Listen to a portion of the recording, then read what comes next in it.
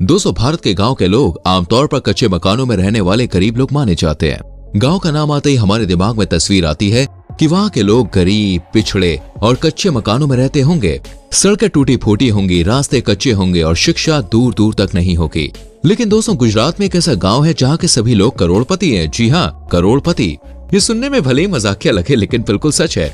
गुजरात का ये गांव दोस्तों करोड़पतियों का गांव कहा जाता है। कच्छ में स्थित इस गांव के लोगों के बैंक अकाउंट में अरबों रुपए जमा है।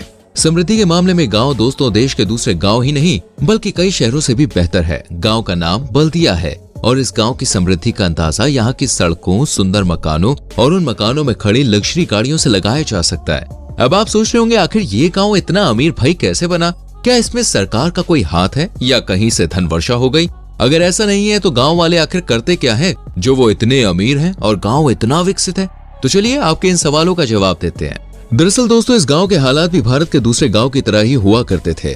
यहाँ भी लोगों के पास ढंग के पहनने को कपड़े और खाने को खाना नहीं था। कच्चे मकान और बेरंग सा गांव किसी को पसंद नहीं आता था।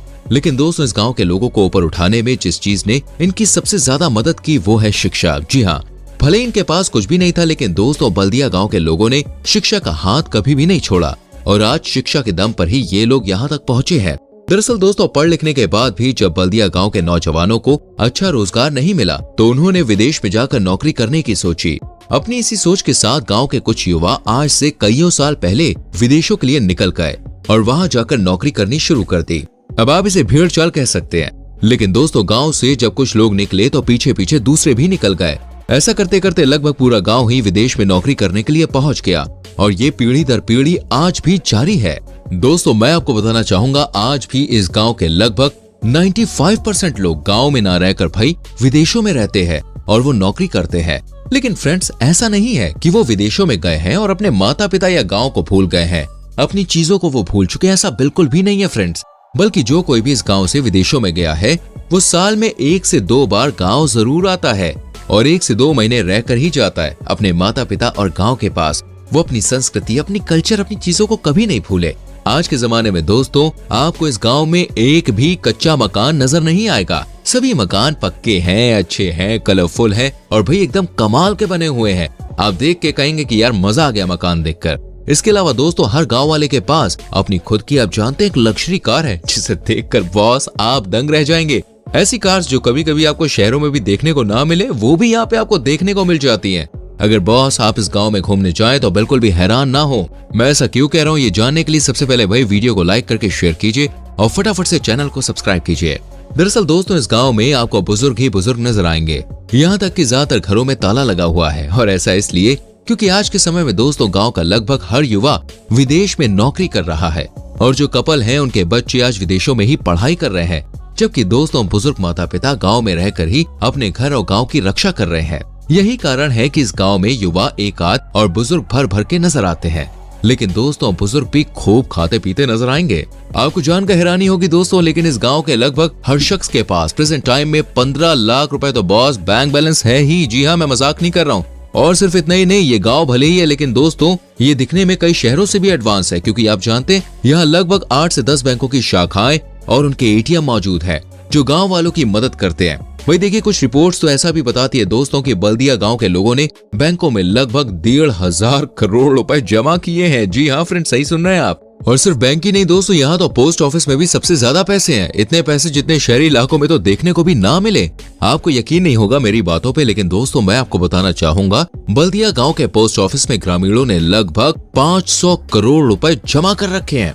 इस गांव के दोस्तों ज्यादातर लोग आज केन्या, ब्रिटेन और लंदन जैसे देशों में काम करते हैं और खूब पैसे कमाते हैं। इसलिए दोस्तों इस गांव को करोड़पतियों का गांव कहा जाता है। लेकिन अगर दोस्तों आप ऐसा सोच रहे हैं कि ये इकलौता गांव है जिसने पैसे और रहन सहन के मामले में कई शहरों को पीछे छोड़ दिया, तो बॉस आप यहाँ पे गलत हैं, क्योंकि ऐसा नहीं है।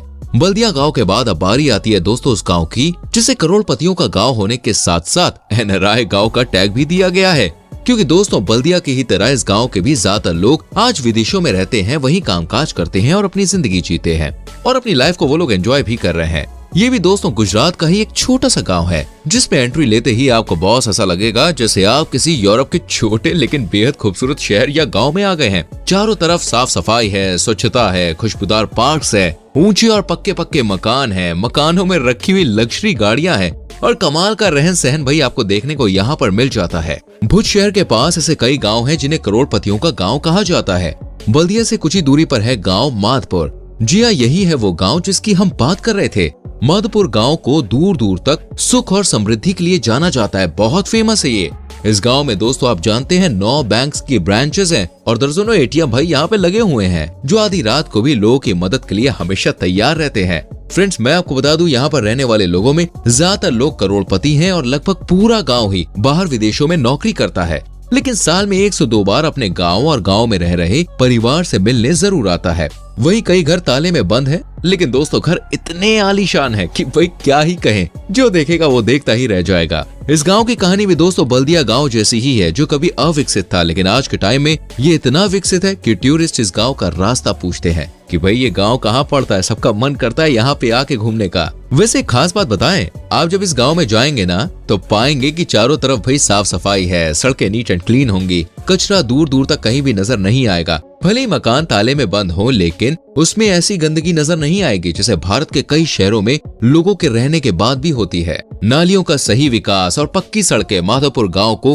किसी हाईटेक शहर से कम नहीं बनाती, इसको अट्रैक्टिव बनाती है। लेकिन चौंकाने वाली बात तो ये है भाई कि ये सब गांव वालों ने खुद ही किया है। बिल्कुल सही सुन रहे हैं आप। आज जो इस गांव की हालत है उसके पीछे सरकार का तो जरा सा भी हाथ नहीं है। गांव वाले बताते हैं कि सरकार ने गांव के विकास में उनकी कोई मदद नहीं की, बल्कि दोस्तों गांव में जितना भी विकास आपको देखने को मिल रहा है वो गांव वालों ने अपनी मेहनत, अपनी लगन के साथ साथ अपने पैसों के दम पे किया है, अपने आप से किया है भाई सब कुछ। आज माधापुर गांव के लोग ज्यादा ब्रिटेन और लंदन में देखने को मिलेंगे। हालांकि दोस्तों अब कुछ लोग ऑस्ट्रेलिया में भी अपना बसेरा बना चुके हैं। इस गांव के बैंकों में भी दोस्तों अच्छी खासी रकम जमा है और यहाँ भी आपको युवाओं से सबसे ज्यादा बुजुर्ग देखने को मिलेंगे। वजह तो आप जानते ही हैं। भले ही दोस्तों आज इन गांव के लोग विदेशों में नौकरी कर रहे हो, लेकिन खास बात यह है कि वो विदेशों में रहने के बाद भी अपने देश और गाँव से जुड़े हुए हैं। गांव वाले बताते हैं कि भले परिवार पैसा कमाने के लिए विदेशों में चले जाते हैं, लेकिन अपने बुढ़ापे में वो धन दौलत कमा कर लाते हैं और वापस अपने गांव में ही सेटल हो जाते हैं और यहीं पर आखिरी सांस लेते हैं। और ऐसा कई पीढ़ियों से चलता आ रहा है।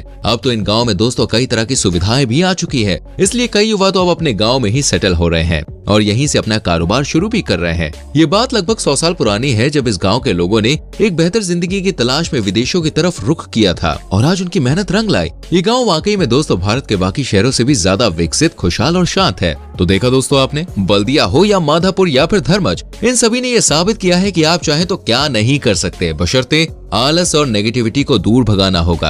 अगर आप भी इन गांव की तरह अपने शहर या गांव को विकसित करना चाहते हैं तो कमेंट कीजिए और बताइए आप ऐसा क्या कर रहे हैं जिससे आप ऐसा कर पाएंगे। वीडियो अच्छी लगी हो तो लाइक और शेयर करना ना भूलें और चैनल को सब्सक्राइब करके बेल आइकन प्रेस करें, जिससे आपसे आने वाली वीडियोस बिल्कुल भी मिस ना हो। हम मिलते हैं आपसे अगली वीडियो में। अपना बहुत ख्याल रखें। Bye bye, take care.